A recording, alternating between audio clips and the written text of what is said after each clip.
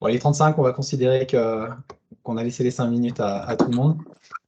Si vous voulez bien, on va démarrer. Merci à tous d'être présents. Alors, il y a certaines têtes que je connais, d'autres que je ne connais pas, donc je suis ravi de vous avoir ici.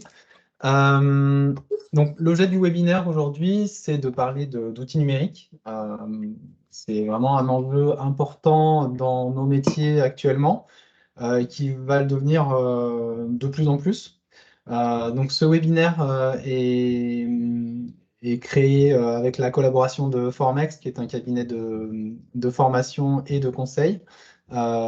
Et du coup, j'interviens avec eux sur cette thématique-là. Donc, pour commencer, je vais me présenter rapidement. Pour ceux qui ne me connaissent pas, donc moi, je suis formateur pour adultes. J'ai passé une certification en distanciel total. Donc, je connais bien les outils qu'on peut utiliser sur du distanciel, mais qui peuvent être également utilisés pour faire du présentiel amélioré, on va dire.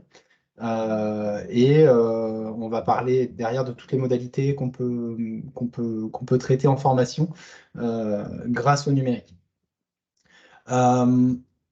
L'idée principale de l'utilisation du numérique, ça va surtout être d'augmenter au maximum notre impact. C'est la grosse problématique du formateur, c'est de trouver les moyens pour faire en sorte que la formation soit intéressante et soit impactante. Tout au long du webinaire, n'hésitez surtout pas à laisser des messages dans le chat si vous avez besoin de plus d'informations, si vous avez des remarques, ce sera avec plaisir qu'on y répondra.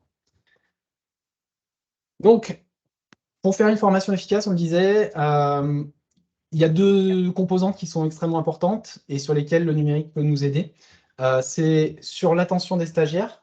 Un stagiaire qui n'est pas attentif, c'est un stagiaire qui ne retiendra rien et qui ne profitera pas de la séance. Et la mémorisation. Les deux sont intimement liés et c'est deux points sur lesquels le numérique va nous apporter beaucoup pour créer des formations plus dynamiques, pour créer des formations beaucoup plus impactantes, on va dire, pour nos stagiaires. Donc, je vous parlais de l'évolution de la manière de former. Je pense qu'en 10 ans, le métier de formateur a radicalement changé. Alors, pour plein de raisons, parce que la technologie s'est améliorée, parce que le Covid est passé par là et qu'on a découvert les vertus, on va dire, Du distanciel. du distanciel. Donc aujourd'hui, on a cette carte-là qui nous présente un peu toutes les possibilités qu'on peut avoir pour distribuer de la formation. Vous avez bien sûr le présentiel que tout le monde connaît, qu'on pratique depuis la nuit des temps, on va dire. Et pour améliorer tout ça, on peut venir faire du présentiel enrichi. Donc le présentiel enrichi, c'est simplement du présentiel dans lequel on va intégrer des outils numériques pour le rendre un peu plus dynamique, pour le rendre un peu plus vivant, on va dire. D'accord? Pour intégrer des séances, par exemple, quand on intègre une séance de caout dans une séance en présentiel, on rentre dans le présentiel enrichi. Donc ça, c'est quelque chose que tout le monde maîtrise à peu près et qu'on fait tous les jours. Parce qu'aujourd'hui, on présente des vidéos à nos apprenants, on présente un PowerPoint, etc. Donc, on est vraiment là-dedans. Après, on peut aller beaucoup plus loin, notamment en utilisant ce qu'on appelle le blended learning, qui est le sujet à la mode en ce moment, et pour les financeurs et pour les formateurs. Ce qu'il faut savoir, c'est qu'aujourd'hui, il y a de plus en plus de formations qui n'existent plus en présentiel simple. On passe sur des formations en présentiel où on mixe des séances à distance sur deux des formations que je suis, il y en a déjà deux qui sont passées sur ce mode-là. Plus ou moins développé, mais on y rentre. Donc le blended learning, c'est simplement des séances en présentiel où on va vraiment avoir un cours, on va dire, classique, mixé avec des séances en distanciel, où là, on va faire travailler les gens en collaboratif, en asynchrone, où on va les faire travailler sur des tests en ligne, Voilà, on va essayer vraiment de mixer au maximum les activités. Au-delà Et de ça, oui, quand on leur fait chercher par eux-mêmes les informations, oui. par exemple avec Internet, est-ce que ça rentre dans ce cadre? Non. Alors tout dépend comment tu le fais, mais a priori, si j'imagine bien, à mon avis, toi, ce que tu dis, c'est plus dans le présentiel enrichi, parce que tu vas les faire travailler sur Internet en classe, en présentiel, c'est ça? Oui, c'est ça. Ouais. Ou par groupe, Donc là, par sous-groupe. t'es plus dans le présentiel enrichi. Après, D'accord.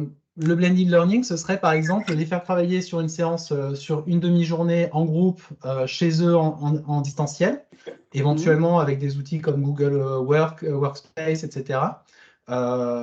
Et derrière, tu exploites tout ça en classe. Ça, c'est du blended. D'accord. D'accord? La nuance, alors, blended et présentiel enrichi, c'est un peu la même chose, sauf que c'est le dosage qui va être vraiment différent et les modalités d'utilisation du numérique qui vont être différentes. Ok. Ok. Donc, le blended learning, on a toujours du présentiel qui est assez présent. Et quand on passe sur de la classe virtuelle, là, par contre, on est vraiment à distance, comme ce qu'on pourrait faire aujourd'hui en visio. Donc, c'est de la visio avec supporté par des outils numériques qui vont permettre de faire de l'échange, de partager des documents, de partager des infos, etc. Et éventuellement même de travailler en collaboratif, puisque c'est une vraie possibilité en visio. On parle ici de micro-learning. Alors, c'est une notion qui est un peu floue dans la mesure où le micro-learning peut intervenir dans du blended learning, par exemple. C'est simplement l'utilisation de logiciels numériques, d'outils numériques, par exemple une application sur un téléphone portable. On va faire des exercices très courts et très ciblés à des apprenants, tout simplement pour s'adapter à une population pour moi c'est l'essentiel intérêt, à une population de jeunes qui ont l'habitude d'utiliser leur téléphone ou leur tablette et qui vont avoir comme ça, un temps de concentration très court mais très efficace. On mise vraiment sur des micro-scénettes de formation, soit par capsule, soit par exercice, pour avancer progressivement. D'accord? Mais généralement, le micro-learning est intégré soit sur de la classe virtuelle, soit sur du blended learning. Et enfin, le e-learning, alors là, c'est l'aboutissement de la digitalisation de la formation, c'est-à-dire que l'apprenant va être seul face à l'ordinateur, et c'est l'ordinateur, enfin, ou la tablette ou le logiciel qui va les guider d'étape en étape pour les amener à l'objectif pédagogique. D'accord? Ça, c'est par exemple utilisé en entreprise. Vous avez une entreprise comme Lidl, par exemple, qui tous les nouveaux entrants, tous les nouveaux employés vont être formés pendant une semaine uniquement avec du e-learning agrémenté de formation sur le terrain. Voilà. Donc, ils sont face à une tablette, ils apprennent la théorie, et après chaque étape théorique, ils passent sur le terrain pour apprendre la mise en rayon. Ils reviennent pour apprendre les gestes de sécurité, ils repartent en magasin pour mettre en pratique, etc.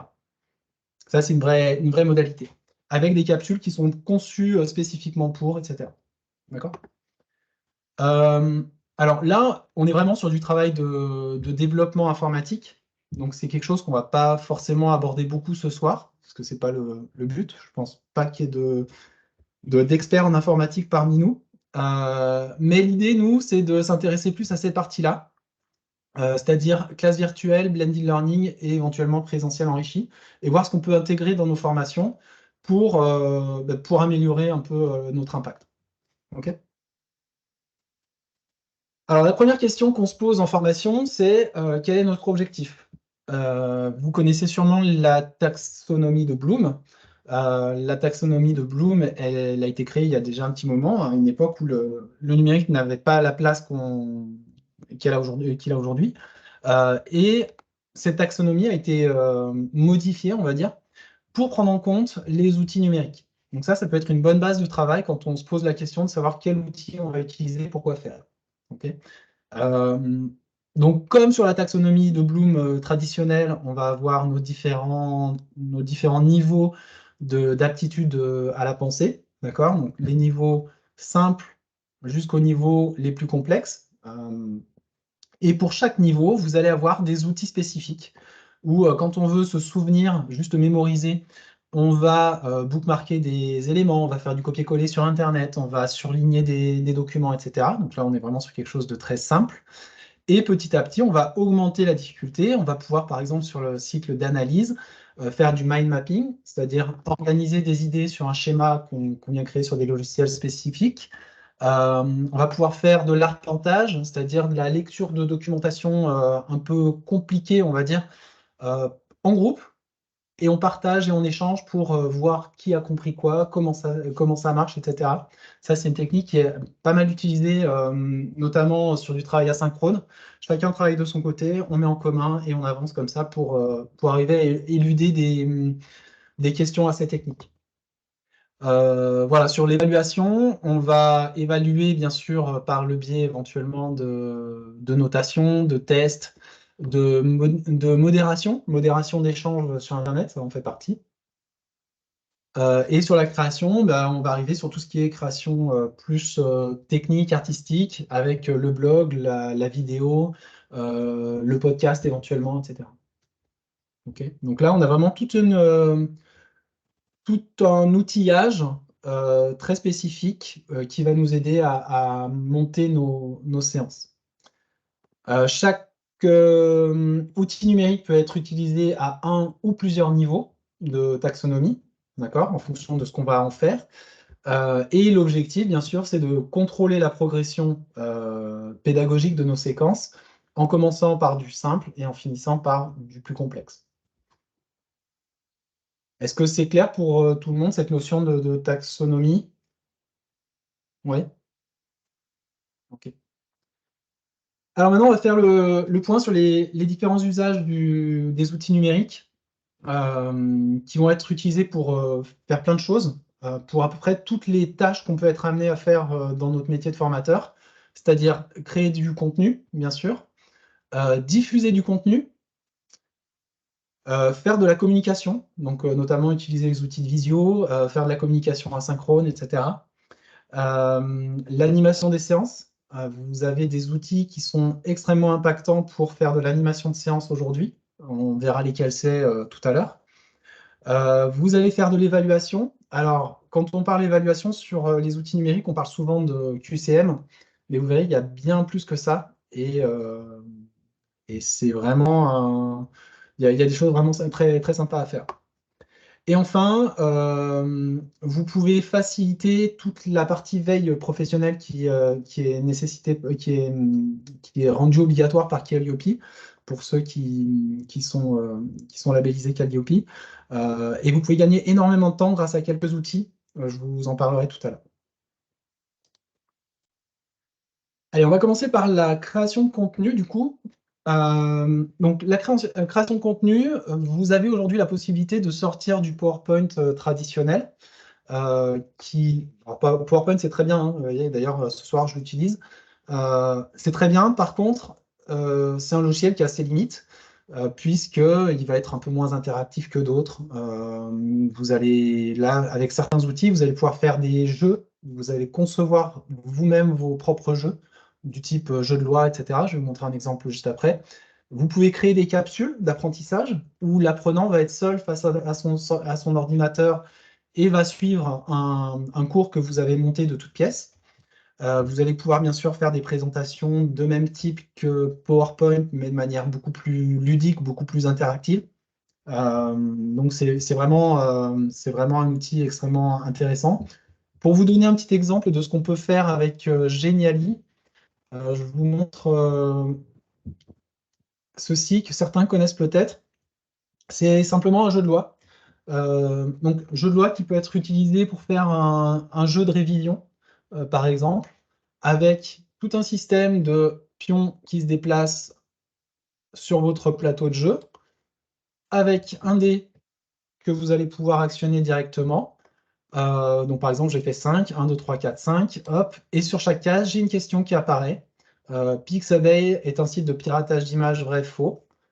Et vous allez pouvoir intégrer comme ça du jeu intelligent, on va dire, où vous allez pouvoir vraiment faire une vraie révision. Et vous pouvez jouer à 5, 6, vous pouvez même créer plus de joueurs si vous avez envie. C'est un outil qui est extrêmement simple à mettre en œuvre, une fois qu'on a compris comment ça fonctionne. Voilà, ça c'est juste pour l'exemple. En termes de création de contenu, vous allez aussi pouvoir faire du storytelling, c'est-à-dire inventer une histoire en lien avec votre cours pour immerger un peu votre apprenant dans la séance. Notamment par le biais de petits clips vidéo que vous allez pouvoir intégrer dans vos formations. Je vous montre cet exemple de Lumen 5. Lumen 5, c'est un logiciel qui vous permet de faire de la vidéo très simplement avec des vidéos qui sont déjà présentes sur le logiciel. Vous allez voir, c'est un peu de clip publicitaire.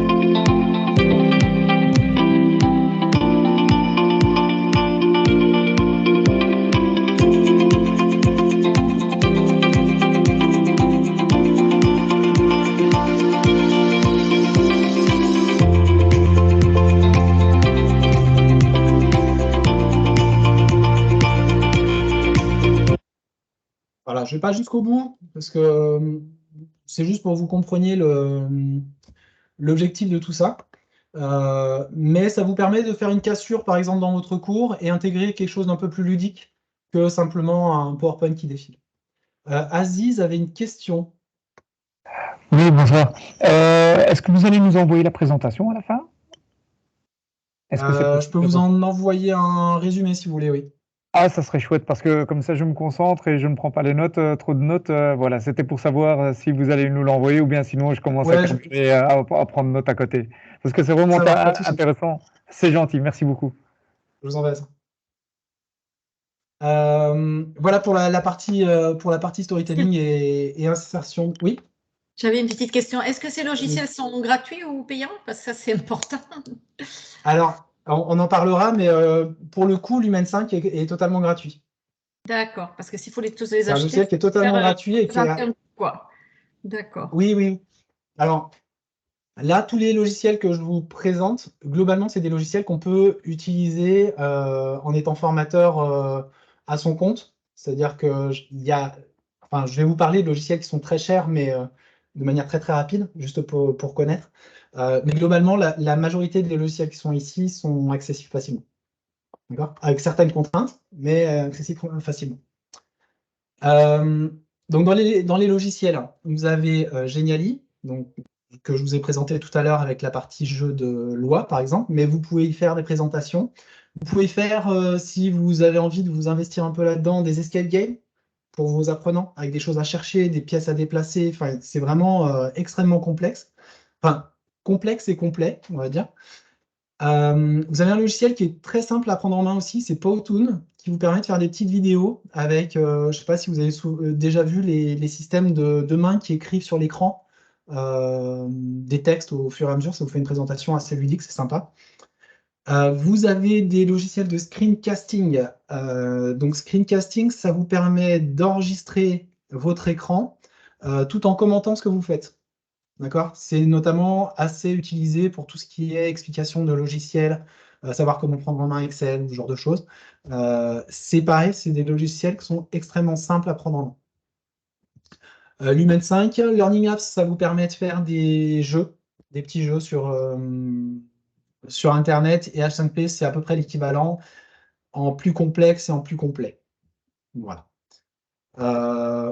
Voilà, grosso modo, des exemples de contenu qu'on peut créer avec des outils numériques. Je vous expliquerai à la fin comment les prendre en main et qu'est-ce qu'il faut faire pour que ça fonctionne. D'accord? Hop, ça on l'a vu.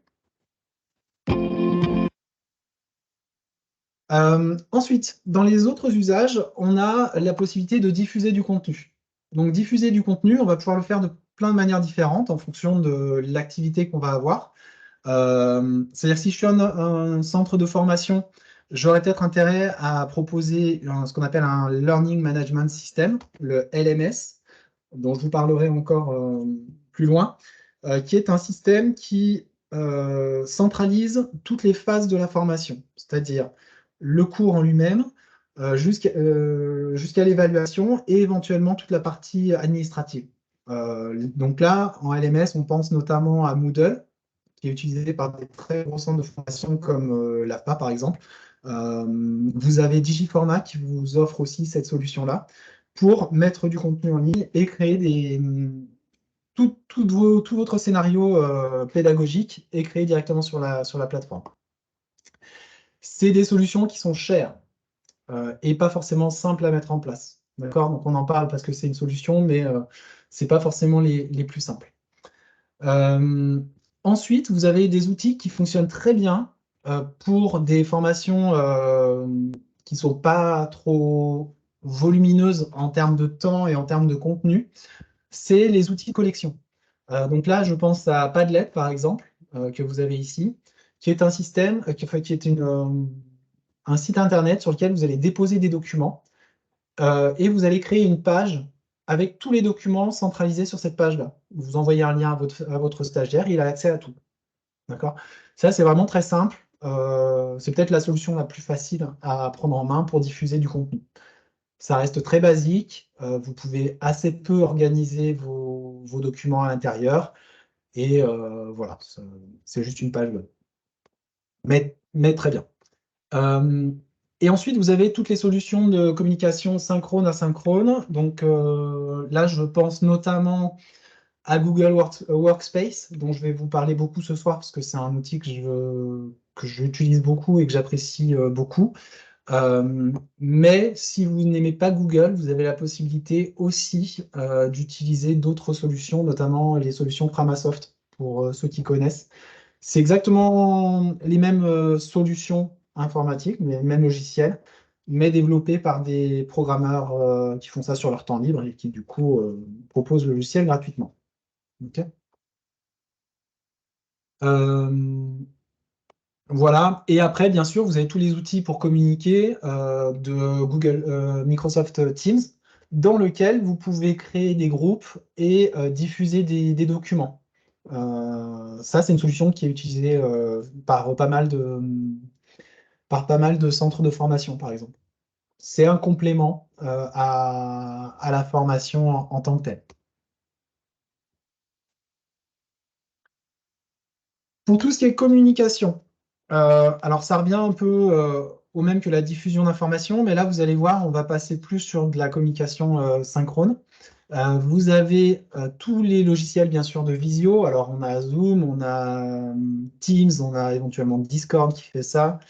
Et on a un outil qui est, pour moi, assez adapté à la formation, qui s'appelle Jitsi Meet, qui est ici, et qui propose les fonctionnalités essentielles de manière totalement gratuite. D'accord? C'est pareil, c'est un logiciel libre. C'est une solution qui est entièrement gratuite et qui est assez bien pensée. Donc ça peut être une solution. Euh, et derrière, bien sûr, vous avez les solutions de mise en ligne de cours et de travail collaboratif asynchrone par le biais notamment de Google Workspace, qui vous permet de travailler en groupe, par exemple, sur une sorte de Word. Vous avez 4 ou 5 personnes qui travaillent ensemble sur le Word. Ils vous envoient le document directement par la plateforme et vous pouvez avancer comme ça sur de la formation de manière assez efficace. Voilà.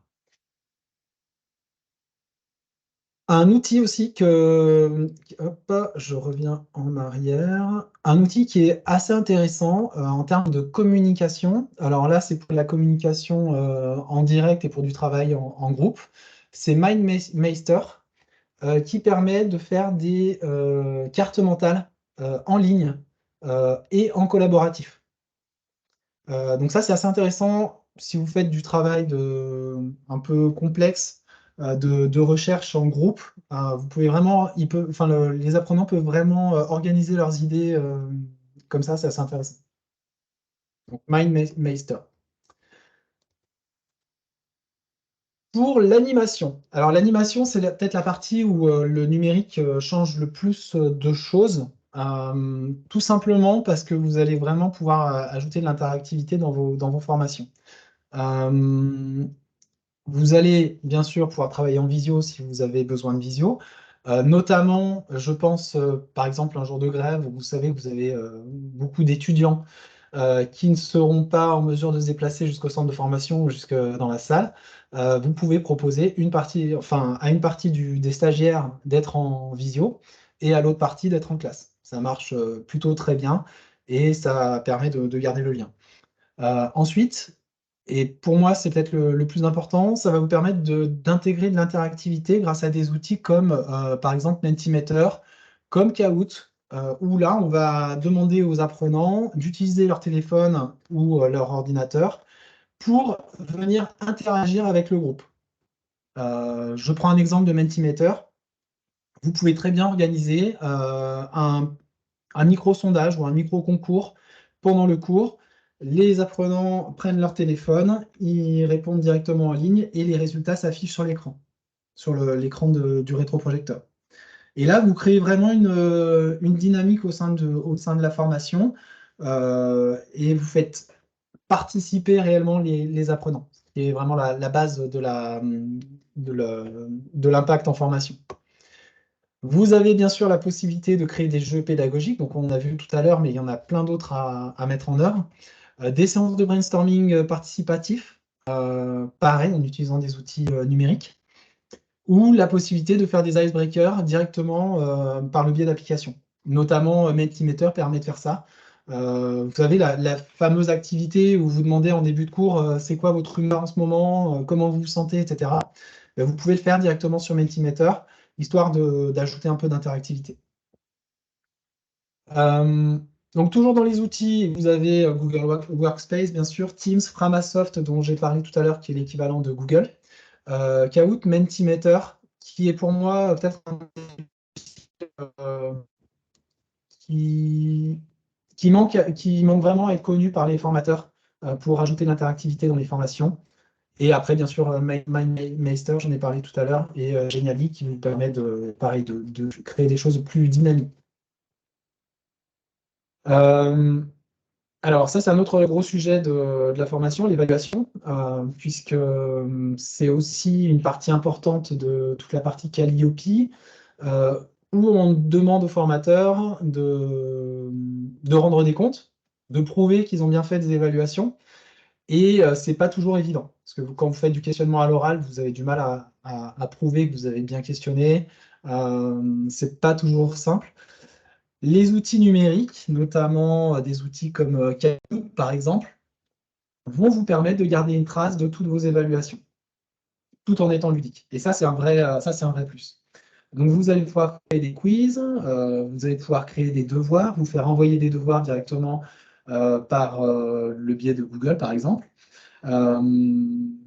Vous allez, si vous utilisez une Learning Management System, avoir un historique de toutes les évaluations qui ont été faites par l'apprenant. Donc ça, c'est pareil, c'est un gain de temps énorme et un gain de suivi de l'apprenant qui est assez important également. Euh, et vous allez pouvoir organiser des jeux de révision pour faire vraiment de l'évaluation formative au fil de la séance. Dans les outils qui marchent bien, vous avez Learning Apps, qui est très simple à prendre en main et qui vous permet de faire, je crois qu'il y a une quarantaine d'activités d'évaluation qui sont proposées. Vous allez pouvoir créer les vôtres et vous allez pouvoir éventuellement en utiliser qui sont déjà faites sur le site. D'accord? Donc ça, c'est vraiment intéressant. H5P va vous permettre de faire la même chose en un peu plus joli, on va dire, mais c'est plus compliqué à utiliser dans la mesure où il faut que vous importiez ce format-là sur un site web. D'accord? Donc ça nécessite que vous ayez un site web, ce qui n'est pas toujours le cas d'un formateur indépendant. Euh, Voilà. Et le gros intérêt, comme je vous le disais, c'est que certains outils permettent la notation de l'apprenant directement dans l'outil et surtout l'enregistrement des résultats, ce qui vous permet d'avoir une trace écrite comme quoi vous avez bien fait de l'évaluation à un moment donné. Là, je vous ai mis deux petits exemples de tests qu'on peut faire sur Learning Apps et sur H5P. Donc, Learning Apps, vous voyez, c'est simplement un quiz qui a été réalisé et vous pouvez noter les résultats du quiz, et l'apprenant voit tout de suite s'il a juste ou s'il a faux. D'accord? Donc ça peut être intéressant sur du travail à distance, par exemple, c'est pas mal. Et ici, alors ça, c'est plus utilisé comme une capsule d'apprentissage. Vous avez ce joli chou à la crème, et quand vous cliquez sur chacun des petits plus, vous allez arriver sur un tuto qui vous explique comment faire la pâte à choux, comment faire la crème, comment faire le caramel, etc. Et là, c'est juste pour vous montrer que vous pouvez effectivement créer une capsule à partir de pas grand-chose. Juste une photo et quelques infos bien placées. Concrètement, une capsule comme ça vous prend, alors pour quelqu'un qui maîtrise un peu, ça peut prendre max 10-15 minutes. D'accord? C'est des outils qui sont globalement relativement simples à prendre en main. Et on passe au dernier usage du coup du numérique, qui est la veille professionnelle, qui est aussi un gros pavé de Calliope, puisque Calliope nous demande de justifier qu'on fait bien de la veille professionnelle au quotidien et d'en garder des traces. Ce qui n'est pas toujours simple, parce qu'effectivement, quand vous lisez un document sur LinkedIn ou quand vous allez regarder un journal, vous ne le notez pas forcément. C'est là que certains outils peuvent nous aider, notamment des agrégateurs de flux RSS. Alors, je ne sais pas si je parle chinois pour certains, sûrement. Le flux RSS, c'est simplement comment dire, une ligne de code qui renvoie à une thématique. Et en fait, on demande simplement au logiciel en question, qui s'appelle, alors pour celui que j'ai sélectionné, c'est Feedly. Feedly, lui, va répertorier tous ces flux un peu partout sur tous les sites, et il va vous les concentrer au même endroit. Ce qui fait que vous allez avoir accès à une page, et sur cette page, vous allez avoir tous les articles qui vous intéressent. Et ça, c'est plutôt intéressant parce que du coup, sur la thématique formation professionnelle, euh, commerce par exemple, ben, vous allez pouvoir avoir des choses très, très détaillées. Google Alert fait un peu le même genre de choses, sauf qu'il vous envoie des mails. D'accord? Donc pareil, sur Google Alert, c'est un système qui vous permet de faire une recherche régulière. Vous définissez le timing et tous les combien de jours, de semaines vous voulez avoir une info, et vous recevez ça par mail. Ce qui vous permet de justifier que vous avez bien fait une veille. Vous avez également les outils de collection dont j'ai parlé tout à l'heure. Donc, par exemple, Padlet, ou pour cette activité-là, encore mieux, Pearl Trees, qui vous permettent de mettre sur une page des liens qui renvoient vers des articles que vous avez pu lire. Donc, à chaque fois que vous avez un article qui vous plaît, vous, dans votre barre d'adresse, vous allez cliquer sur Feedly, il va l'enregistrer et vous l'aurez directement sur votre page. Et le jour où vous avez besoin de justifier votre veille professionnelle, vous avez juste à faire un imprimé écran de cette page et vous avez vos justificatifs. Ça, c'est plutôt intéressant. Donc, j'ai parlé de Google Alert, j'ai parlé de Feedly. Digiformag et Formalert qui sont liés au site Digiforma, qui proposent comment dire, des informations assez intéressantes et assez bien faites, on va dire, sur le domaine de la formation, notamment sur tout ce qui est l'actualité législative, etc. Pearl Trees et Padlet, on en a parlé, ce sont des outils de collection. Voilà pour les outils qu'on peut utiliser. Là, je vous ai mis un exemple de Pearl Trees, une page Pearl Trees consacrée à H5P, par exemple, où là, vous voyez qu'on a sélectionné plein d'articles, plein de pages différentes qui parlent de H5P et de la manière dont on l'utilise. Et ici, hop, je reviens. Et ici, vous avez une page Feedly. Donc Feedly, en fait, je ne sais pas si c'est très clair pour vous, vous arrivez à lire. Vous avez ici des thématiques. Donc là, par exemple, thématique emploi que j'ai créé, thématique formation. Et en fait, mon paramétrage fait que je vais avoir toutes mes infos qui apparaissent dans ces colonnes-là. À chaque fois que je clique sur un document, je vais pouvoir y accéder et le relire s'il y a besoin ou en avoir une trace. Voilà, donc deux outils vraiment très intéressants. Alors maintenant qu'on a fait tout ça, on a parlé de plein d'outils différents. Et encore, très clairement, là, il y a peut-être un centième de ce qui est disponible sur le web, hein. Enfin, c'est vraiment une sélection très, très précise, on va dire. des logiciels que moi j'utilise et que j'apprécie. Il y en a sûrement d'autres qui sont très bien. Une fois qu'on a fait ça, il faut choisir ses outils. Et là, on arrive à la question du prix dont on parlait tout à l'heure. Euh, Quel prix je dois payer pour quelle solution? Et qu'est-ce que je suis prêt à faire? Euh, donc on a vu, il y a des logiciels totalement gratuits, qui sont des logiciels libres pour la plupart d'entre eux, c'est-à-dire qu'ils sont développés par des bénévoles, comme Learning Apps par exemple, et qui ne vous coûtent rien, et qui ne vous coûteront jamais rien. D'accord? Donc ça, c'est le top pour nous. Ensuite, vous avez des versions gratuites et limitées de solutions payantes. C'est le cas de logiciels comme tous les logiciels de création de contenu. Je pense à Genially, je pense à Powtoon par exemple, qui vous proposent une solution basique. Et si vous voulez avoir un peu plus, il va falloir mettre la main à la poche. Donc, quand je dis avoir un peu plus, c'est avoir plus accès à un nombre d'images gratuites plus important, à avoir des fonctionnalités un peu améliorées, à pouvoir enregistrer son travail comme on le veut. Voilà, donc ça va dépendre vraiment des logiciels. Et enfin, vous avez des solutions payantes, notamment pour tout ce qui est Learning Management System, qui sont relativement chères. Où là, effectivement, vous n'avez pas le choix. Si vous voulez les utiliser, si vous voulez utiliser Moodle, vous êtes obligé de payer. Voilà, donc il faut voir en fonction de l'intérêt du logiciel et de son propre intérêt en tant que formateur, si on est prêt à mettre la main à la poche ou pas, sachant qu'on peut déjà faire beaucoup de choses gratuitement. Et enfin, quelles sont les contraintes? Alors, ce qu'il faut savoir, c'est que sur ces logiciels-là, dont les versions sont gratuites, souvent, les contenus que vous créez sont publics. Donc ça, c'est quelque chose à savoir. Quand vous créez quelque chose sur Genially et que vous ne payez pas l'abonnement, vous ne pouvez pas le télécharger et l'avoir rien qu'à vous.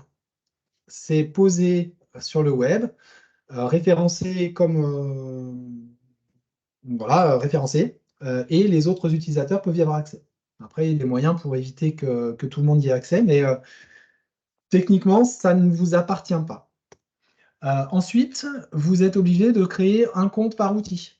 Si je veux avoir Genially, Powtoon, je suis obligé d'avoir déjà 2 comptes. Sachant qu'à chaque fois, potentiellement, vous pouvez avoir de la pub dans les mails. Et c'est parfois un peu invasif en termes de données personnelles.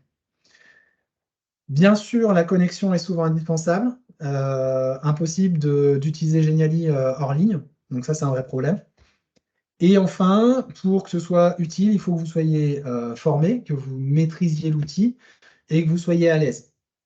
Sinon, vous allez passer du temps clairement à créer vos productions.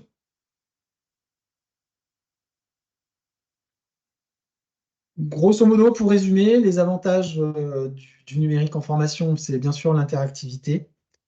C'est la capacité de créer des contenus et des activités ludiques, beaucoup plus que sans ces logiciels-là.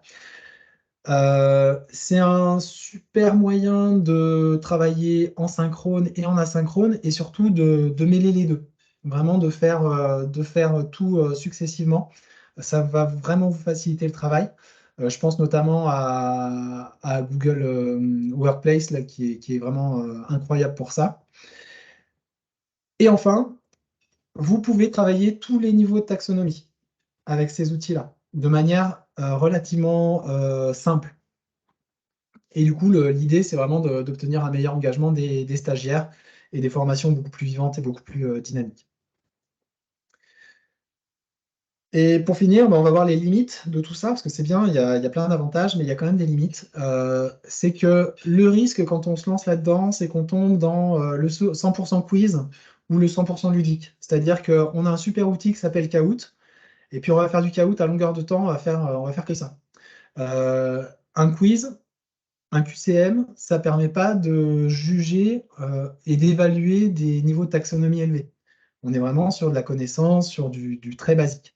Donc, il faut utiliser d'autres outils pour aller beaucoup plus loin que ça et s'adapter à son public. S'adapter à son public, c'est hyper important. Je prends un exemple.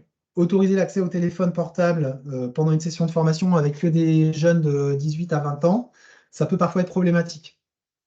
Donc, il faut bien poser les règles dès le départ parce que vous pouvez vite être débordé par tous ces petits appareils qui sortent des sacs et qui vont vous pourrir la fin de séance. Donc, c'est très bien, mais il faut y faire attention et bien poser le cadre.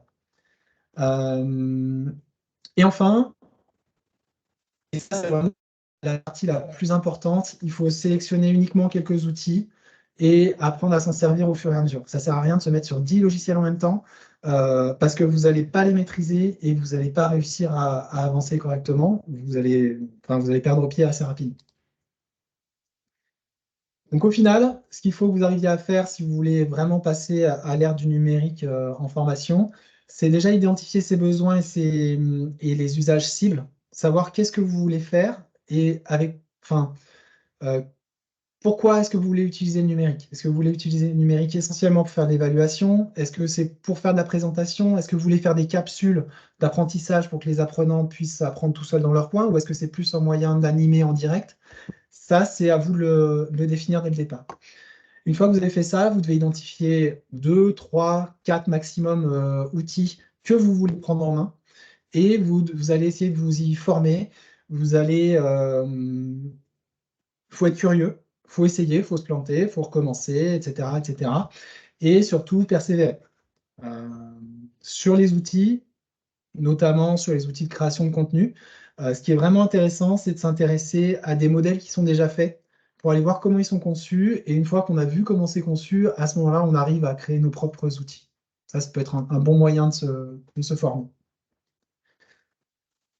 Voilà, on a terminé avec ce webinaire. Je ne sais pas si vous avez des questions, des remarques. Est-ce que tout a été clair pour vous?